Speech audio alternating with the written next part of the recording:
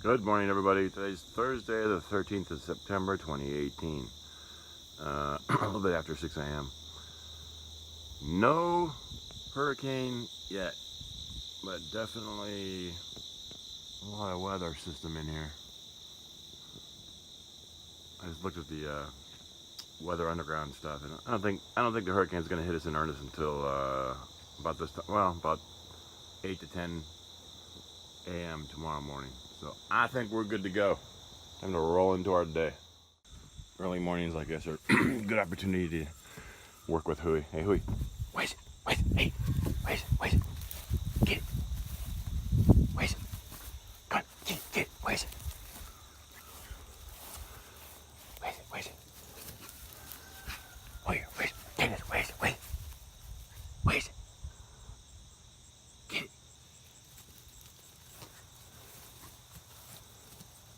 Good girl. Where's it? Where's it? Good girl. Over there. Over there. Over there. Get it. Over there. Go quick. Over there. Where's it? Where's it? Where's it?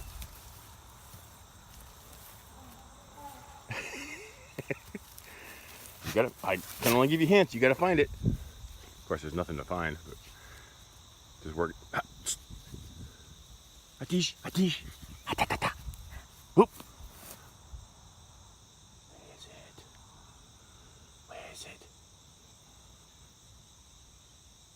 Good girl. Then you can throw the M word just to drive her nuts. Hey, Hoop. Hoopy. Where's the monkey? Where's the monkey? Where's the monkey? Monkey! Where's the monkey?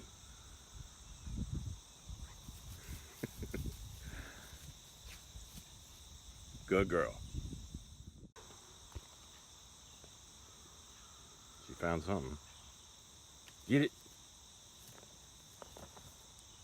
Get it. Get it. Probably a mouse.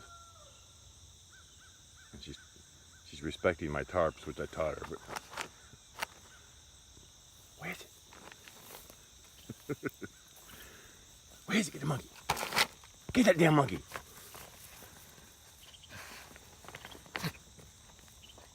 Go get it.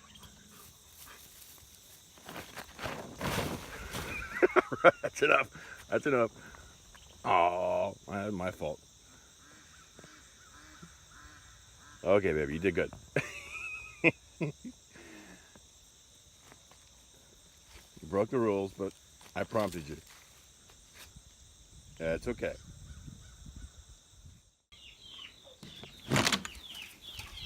Who let the dogs out? Who, who, who, who, who? Who let the dogs out? Who, who, who, who, who?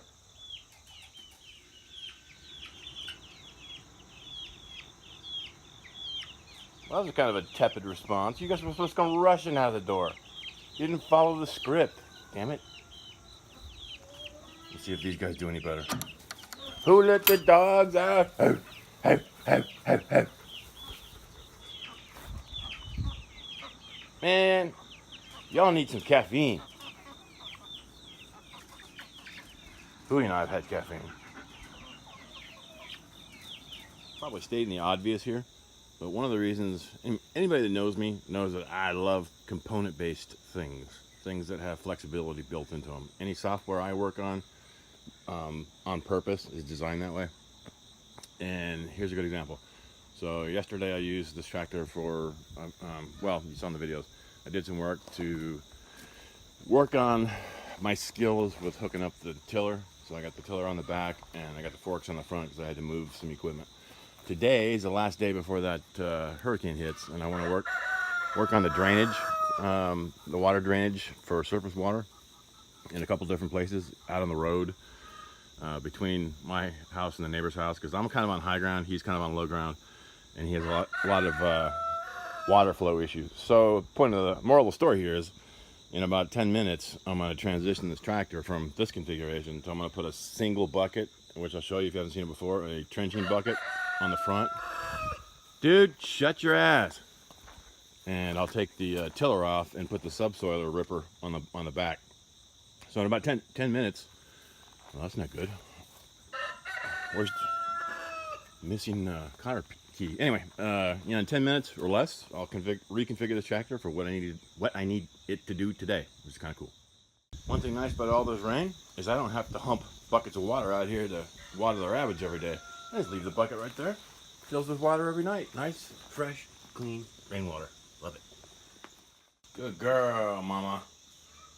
So here's a cool update. And if you've been following along, I recently transitioned into more of a formalized breeding program where I'm actually using a scheduler and I'm scheduling.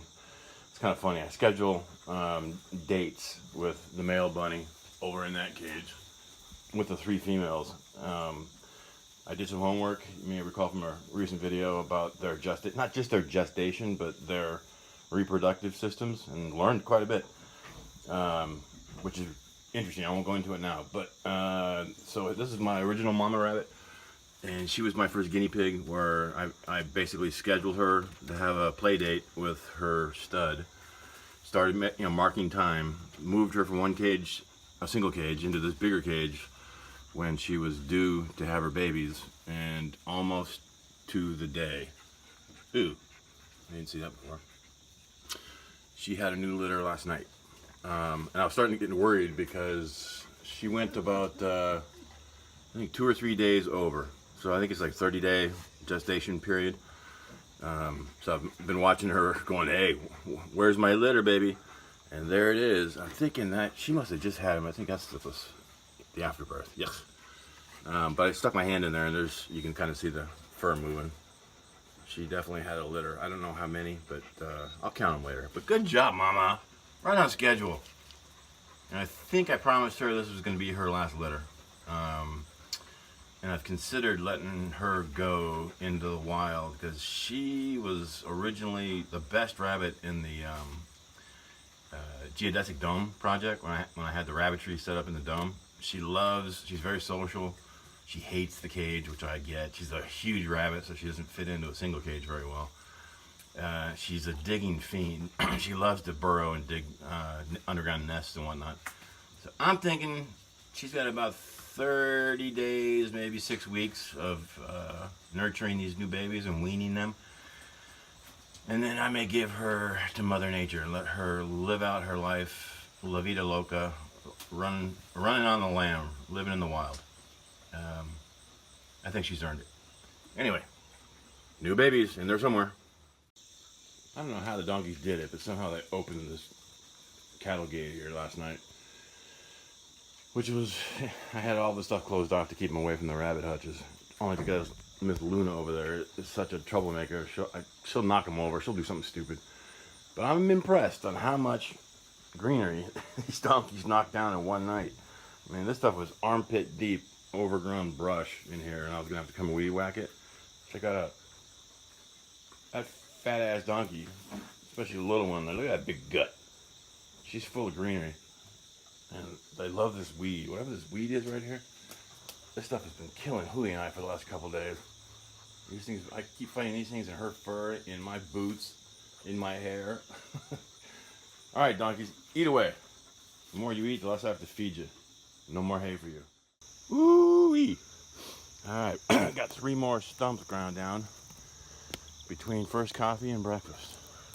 2, and that was a big, a little bit more. I gotta get on that guy. Anyway, it's time for breakfast. Let's go.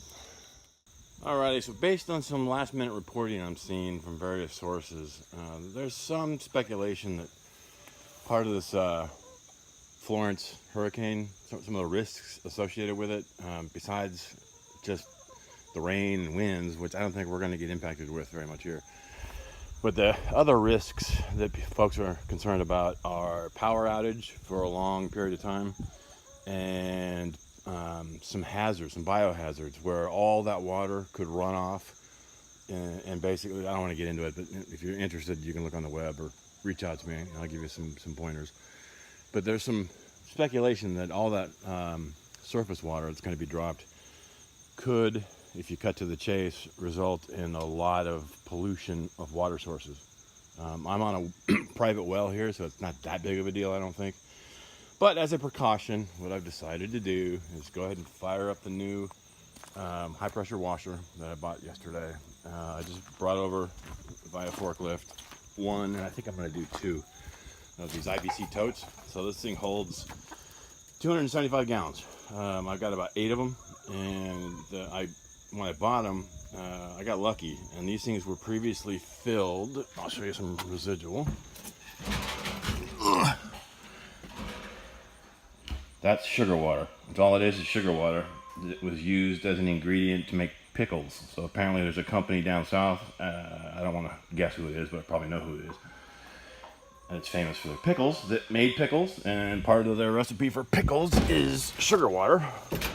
So I've got 8 of these things with a little bit of sugar water in the bottom. So what I'm going to do is fire up the old pressure washer. Got some all-purpose cleaner there. I'm going to clean out 2 of these bad boys, park them right there, fill them with water. So I'll have, 550 gallons of strategic water reserve just in case. These chickens need a lot of water, a lot more than you think. Just kidding. She's the water fiend, but she swims in it.